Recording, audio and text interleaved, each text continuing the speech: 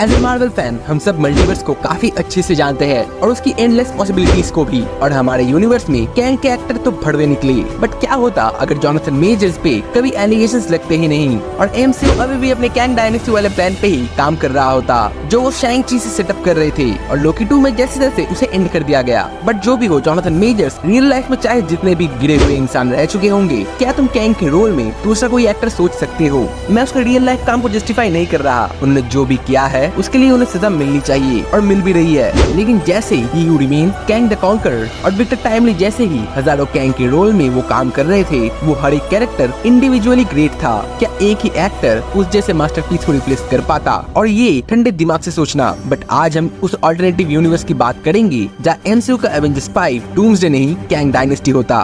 सो लोकी 2 के बाद कैंग के पास मौका होता कैंग काउंसिल बनाने का, क्योंकि अब एंडलेस पॉसिबिलिटीज हो सकती है। क्योंकि कॉमिक्स में जब जब कैंग टाइम ट्रेवल करता उसकी ऑल्टर ईगो बन जाती थी, बट एमसीयू में एंडलेस पॉसिबिलिटीज की वजह से एंडलेस कैंग भी रहते, जैसे कि एंटमैन क्वांटमेनिया के एंड में था। और एमसीयू की अगली हर एक मूवी का मेन विलेन कैंग ही रहता। अलग अलग टाइमलाइंस में डेडपूल वर्सेस वुल्वरीन से हम देखते कि वर्ल्ड में रवोना असल में मेन विलेन होती और फैंटास्टिक 4 में पास्ट से रामाटूट एंशिएंट किंग ऑफ इजिप्ट होता।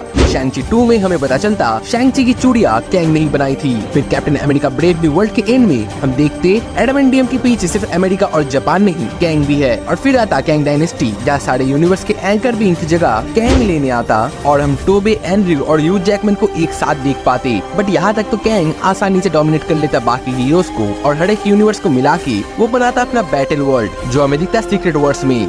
स्टोरी इस वाले वीडियो में आपको मिल जाएगी, लेकिन इससे चलो एक स्टेप आगे। और कैंग की स्टोरी अगर आप जानते होंगे तो जितने भी कैंग काउंसिल के मेंबर्स हम देखते हैं एंटमैन के एंड में, उनमें से रामाटूट होता है पास्ट में टाइम ट्रेवल करने वाला कैंग, इमॉर्टस होता है फ्यूचर का कॉन्करर कैंग, और ये वाला बंदा स्कारलेट सेंचुरियन डॉक्टर डूम की परवरिश। क्यों चौंक गए? असल में कैंग एक नैथानियल रिचर्ड्स रीड का ही ब्लड लाइन का मेंबर है, मतलब उसके बेटे का बेटे का बेटे का बेटा, बट वो डॉक्टर डूम का भी हो सकता है। और इसी कंफ्यूजन को लेके वो डॉक्टर डूम से बात करता है और उसके बाद डॉक्टर डूम की टेक्निकल एडवांसमेंट के साथ कैंग बनता है स्कारलेट सेंचुरियन। लेकिन अगर एमसीयू में ऐसा दिखाए, टीवी हर एक कैंग को मिटाने के बाद कैंग फैंटास्टिक 4 के टाइमलाइन में छुपता है स्कारलेट सेंचुरियन बनके, जिसे हम सब डॉक्टर डूम समझ रहे होंगे। और डूम्सडे के एंड में हमें पता चलेगा कैंग ही था डॉक्टर डूम आइडेंटिटी से। और ये चाहे कितना भी स्टूपिड साउंड कर रहा है, लेकिन सोचो अगर डूम्सडे के एंड में जब डूम जीत के बैटल वर्ल्ड बनाता है, तब मूवी के एंड में आता है Kang will return in secret words. मुझे तो सोच के गूज़बम्स आ रहे हैं। एंड ये भी पॉसिबल हो सकता है जोनाथन मेजर्स को रिकास्ट करके। बट अगर ये हुआ, जिसके चांसेस कम ही है, लेकिन फिर भी है, तो फिर एंड गेम के बाद मार्वल का सेकंड पीक हम देख सकते हैं।